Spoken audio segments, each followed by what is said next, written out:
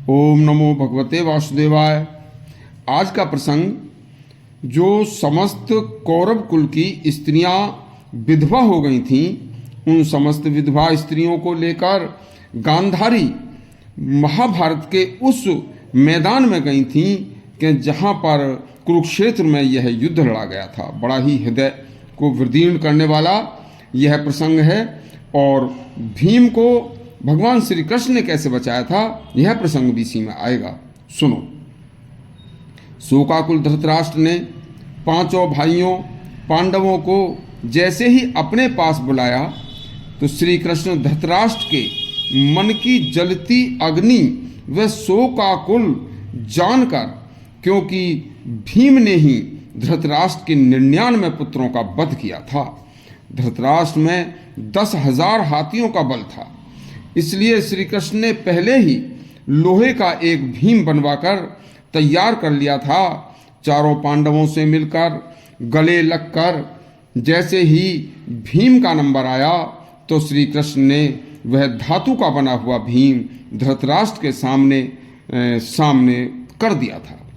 और जैसे ही धृतराष्ट्र के सामने भीम आया तो धृतराष्ट्र ने उसे गला लगाने के लिए दोनों भुजाओं से इतनी जोर से दबाया और भींचा था कि धातु का भीम भी दबकर टूट गया था और धृतराष्ट्र के मुंह से रक्त निकल आया था।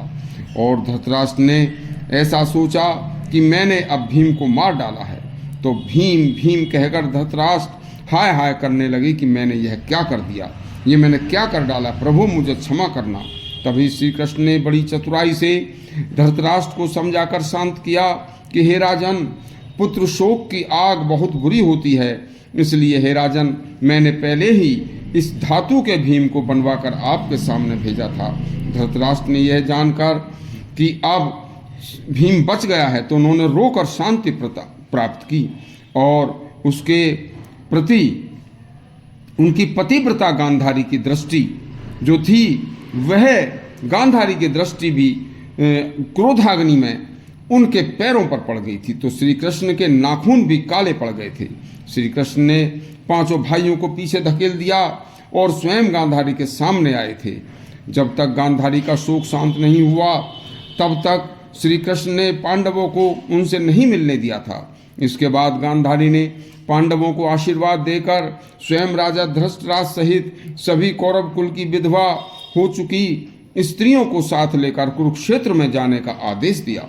गांधारी का आदेश पाकर सभी कौरवों की विधवाओं को लेकर रथों में बैठाकर पांडव कुरुक्षेत्र के रण की तरफ चल दिए। जिन स्त्रियों ने को कभी देवताओं ने भी नहीं देखा था, आज खुले केसों से वह कौरव कुल की हजारों स्त्रियां विधवा होकर सामान्य जनों की तरह जा रही थीं।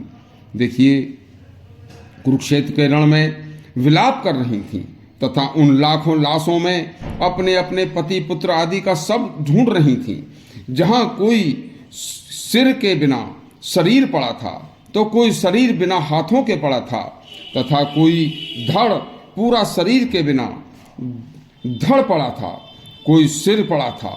चारों तरफ बहुत से योद्धा अधकटे शरीर से नीचे भूमि पर पड़े तड़प रहे थे। चारों तरफ भयंकर चील, कोए, कुत्ते, हिंसक मांसाहारी जीव व जलती हुई मानव देह से जलते हुए मांस की दुर्गंध आ रही थी। देखिए, अग्नि बाणों ने जीवित मनुष्यों को जला डाला था।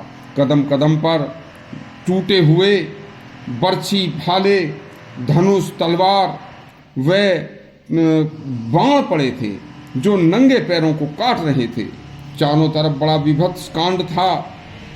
संसार भर के मर चुके राजा व राजपूतों व सैनिकों को उनके सहृदय परिवारजन ढूंढ रहे थे। चारों तरफ लाशों का अंबार था, घायलों का चीत्कार था। हाथी घोड़े भी अधमरे होकर जमीन पर पड़े चिंगाड़ रहे थे।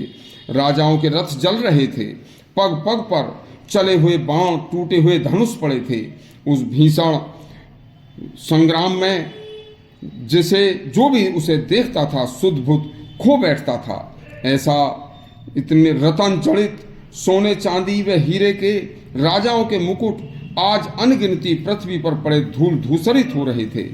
जो देखिए, बहुत ही सुंदर रेशमी व कीमती वस्त्रों में लिपटे हुए खून से लथपथ शरीर, बेशकीमती आभूषण आज युद्ध के मैदान में बिखरे पड़े थे। चारों तरफ हाय हाय चीत्कार व चील कोए कुत्ते गिद्धों का शोर था।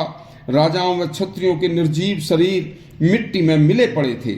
तब गांधारी ने उस सर्वनाश को नजदीक से देखकर तथा अपनी विधवा हुई कुल की स्त्रियों का करुण कुंदन सुनकर शुद्ध बुद्ध खोकर भगवान श्री कृष्ण को जो शाप दिया था उसे कल सुनाएंगे।